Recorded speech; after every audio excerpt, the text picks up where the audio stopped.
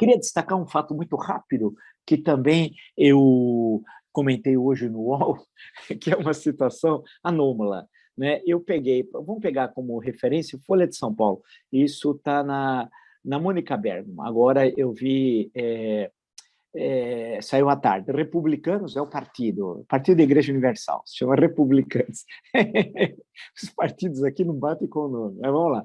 Republicanos convida, não é convidam, porque é o partido convida, está correto, Republicanos convida Datena para o Senado e Bolsonaro telefona para que ele apoie Tarcísio em São Paulo.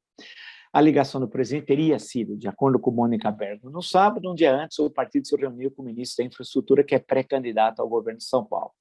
Aí está dizendo assim, que antes teve um bate-papo com o Russomano, tudo segundo a matéria, não significa que necessariamente o Datena concordou, aceitou, conversou, isso de acordo com a informação, tá?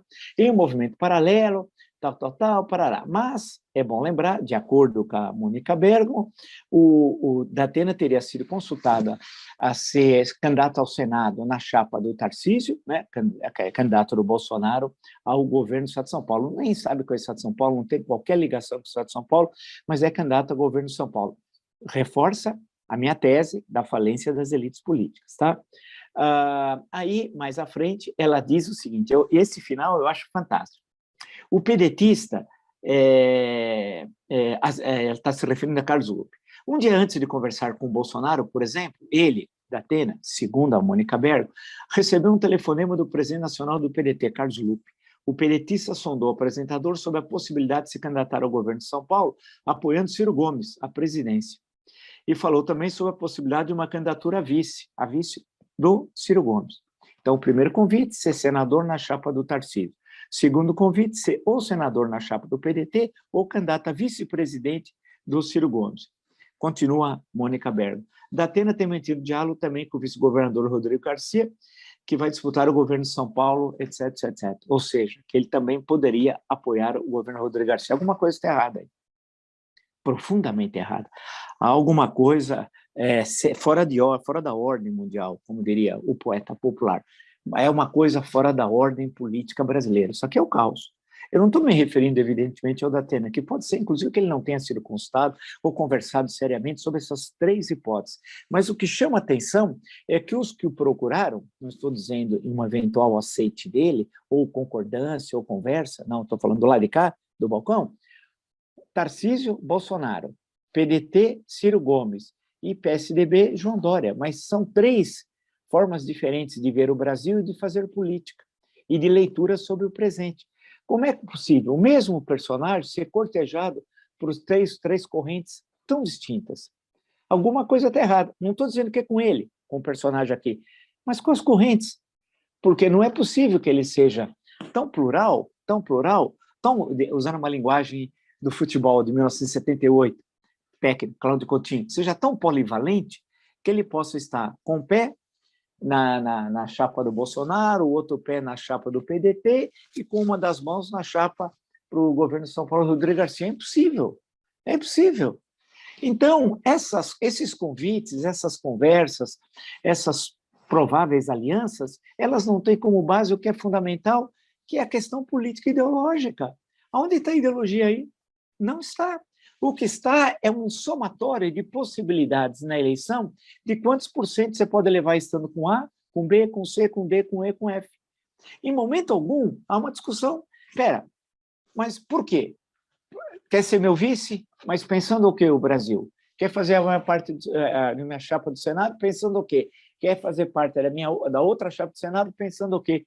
Insisto, eu não estou falando em relação ao convidado. Se é que foi convidado, registro, mais uma vez. O Datena, não. Eu estou falando dos que o convidaram. Quer dizer, eles entendem no outro, ou seja, nele, o quê? Somente um possível arsenal de votos?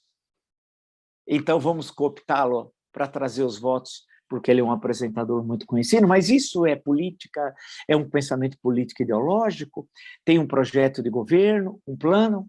Não. Isso não ocorre só aqui no estado de São Paulo, isso ocorre na esfera federal. Notem, essas alianças que estão ocorrendo, não vai com esse, não vai com aquele, não, ó, o PSD, ora é o Rodrigo Pacheco, ora não é, mas o Rodrigo Pacheco é candidato, ora é Eduardo Leite, mas que está no outro partido, no PSDB, Então, precisa definir onde ele está. Ele está aqui ou está lá? Né? Não, veja, a confusão é total, é total. Mas se ele vai para o PSD, vai por quê?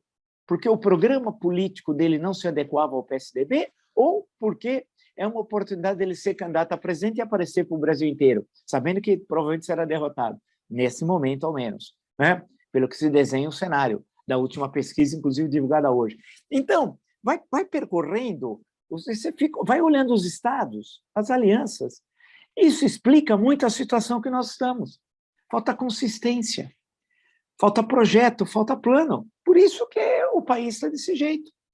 Porque aí você ganha a presidência, você vai governar com o Paulo, com o Pedro, com a Maria, com o José, com a Joaquina.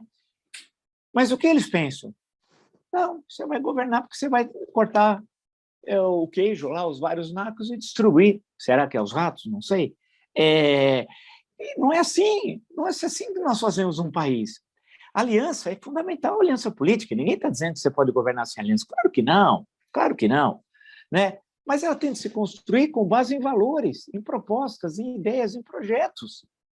É inacreditável que nós estamos em 2022 com hábitos lá do longínquo passado. Desse jeito, nós não saímos da crise que estamos vivendo. Porque em toda essa conversa, alguém apontou 5 caminhos para sair da crise, 5 questões fundamentais e discutiu e solidificou a sua ideia? Não, não. Então, quem vai ser? Pode ser esse com vice, porque é mulher. Aquele pode ser, aquele é do Nordeste, aquele não sei o que mais. Espera, e a ideologia?